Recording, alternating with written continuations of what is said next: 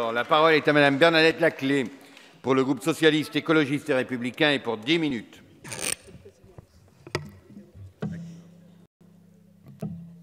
Monsieur le Président, Madame la Ministre, Madame la Présidente de Commission, Monsieur le rapporteur, chers collègues, nous sommes réunis ce matin pour étudier votre proposition de loi, Monsieur le rapporteur, et je crois que c'est la troisième fois que vous déposez un texte quasi identique visant à mettre en place des mesures coercitives pour l'installation de médecins en zone sous-dotée.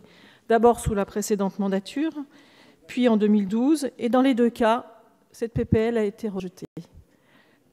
Et pourtant, ce n'étaient pas les mêmes majorités, ce qui veut dire que le débat a lieu régulièrement, mais que vous n'avez pas convaincu sur les arguments. Et nous ne le sommes pas non plus ce matin, et je vais vous expliquer les raisons pour lesquelles nous ne le sommes pas. Le candidat à l'élection présidentielle, François Hollande, s'était clairement engagé à mettre en œuvre une politique incitative visant à améliorer l'installation des médecins sur le territoire. Et vous, Madame la Ministre, depuis 2012, vous vous êtes attelée à cette tâche avec détermination. Les inégalités dans la répartition des médecins sur le territoire sont une réalité. À titre d'exemple, on dénombre 798 médecins pour 100 000 habitants à Paris, 180 pour 100 000, par exemple, dans l'Eure, et parfois moins. Pour y répondre, vous avez lancé le pacte territoire santé, dont mon collègue Michel Issindou disait tout à l'heure qu'il avait même eu 2 volets. Et ce pacte territoire santé vise à encourager l'installation des jeunes médecins en zone rurale. Et plusieurs mesures ont été prises. Le doublement du nombre de contrats d'engagement de service public pour atteindre 1700 à l'horizon 2017.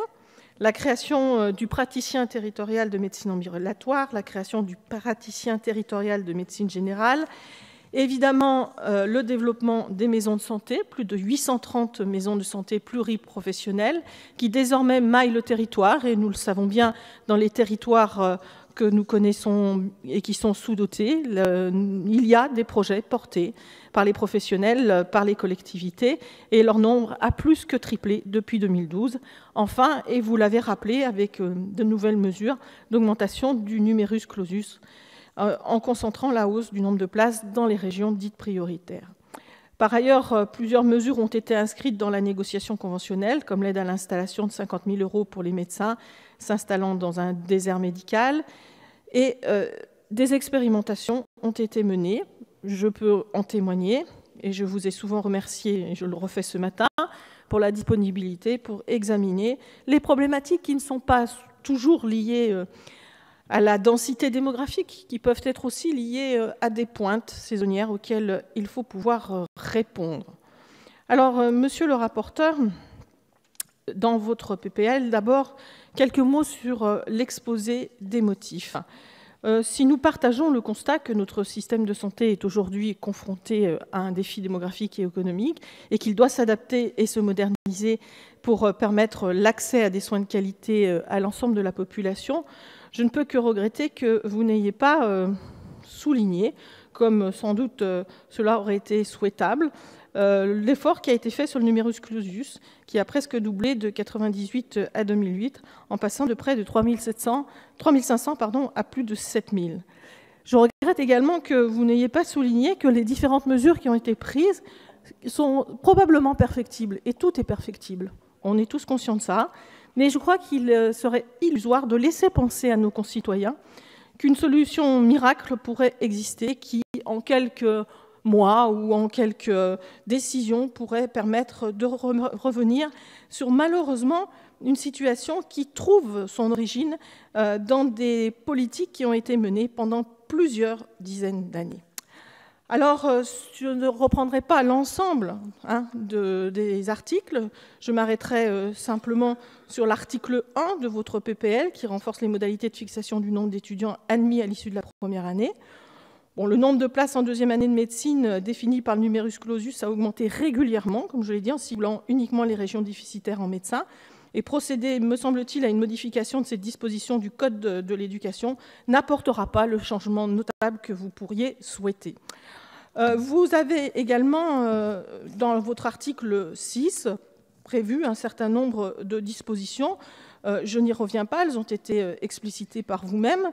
Et celles-ci s'orientent vers des obligations et vers le déconventionnement. Moi, je partage totalement ce qui a été dit par Madame la ministre tout à l'heure sur le danger que représentent ces mesures de déconventionnement pour le patient, car nous le savons bien, et nous avons l'habitude, quel que soit le domaine, ce n'est pas parce que l'on dit à un médecin ou à des personnes de ne pas s'installer dans tel ou tel territoire qu'ils iront nécessairement s'installer là où on en a besoin.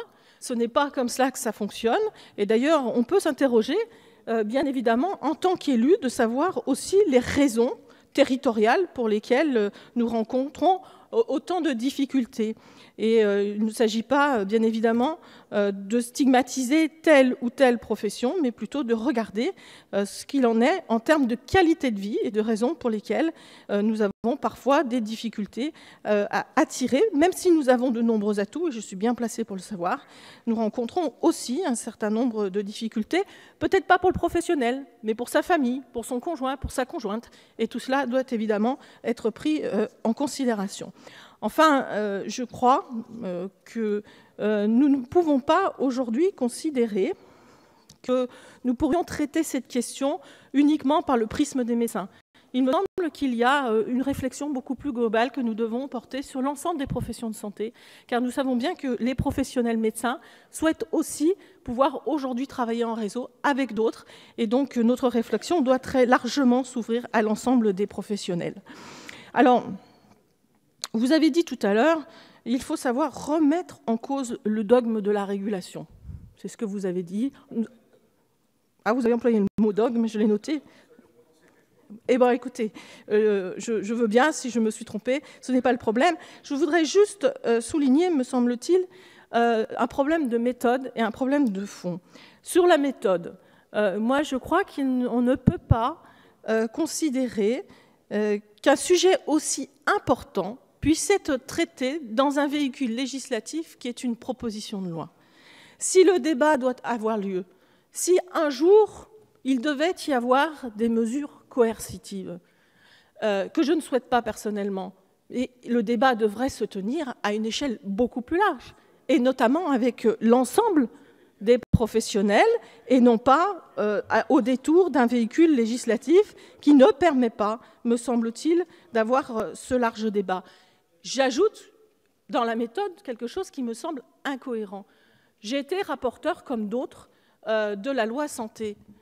Moi, j'ai entendu et j'ai eu à répondre à de très nombreux amendements venant de tous les groupes de l'opposition, qui nous demandaient de réaffirmer la liberté d'installation du médecin. Il a fallu répondre et rassurer parce que ces amendements, de fait, laissaient supposer que le gouvernement et que la majorité aurait voulu remettre en cause la liberté d'installation des médecins. Voilà. Donc, il me semble qu'il y a là aussi, dans la méthode, quelques incohérences qui ont été soulignées par d'autres que moi, et qu'il ne me semblerait pas opportun qu'aujourd'hui nous donnions une suite favorable au texte que vous nous proposez. J'ajoute, et je me réjouis, Madame la Ministre, que vous ayez fait encore ce matin des annonces qui nous permettent de voir votre détermination à avancer ce sujet, une mission parlementaire, et qui devra, me semble-t-il, nous permettre d'élargir le champ, comme je l'ai évoqué, d'intégrer des problématiques qui sont sensibles pour les professionnels, notamment la question des trajets. Vous savez que je suis très attentive aussi à cette question pour les professionnels de santé dans les territoires qui sont les plus difficiles d'accès, que sont les fonds de vallée ou les zones de montagne ou les zones rurales, et aussi, comme je l'ai dit tout à l'heure, la qualité de vie des professionnels et la composition de leurs revenus. Je crois que nous avons la possibilité aussi de nous appuyer sur des expériences de territoire. Et comme l'a très bien souligné Madame la députée Fraisse, il n'y a pas de solution unique, je crois plutôt aux solutions territoriales qui pourront nous servir de point d'appui et de réseau pour nourrir la réflexion de l'ensemble des professionnels et de l'ensemble des élus. Je vous remercie. Évidemment, notre groupe appellera à rejeter cette proposition de loi. Merci, Madame Laclais.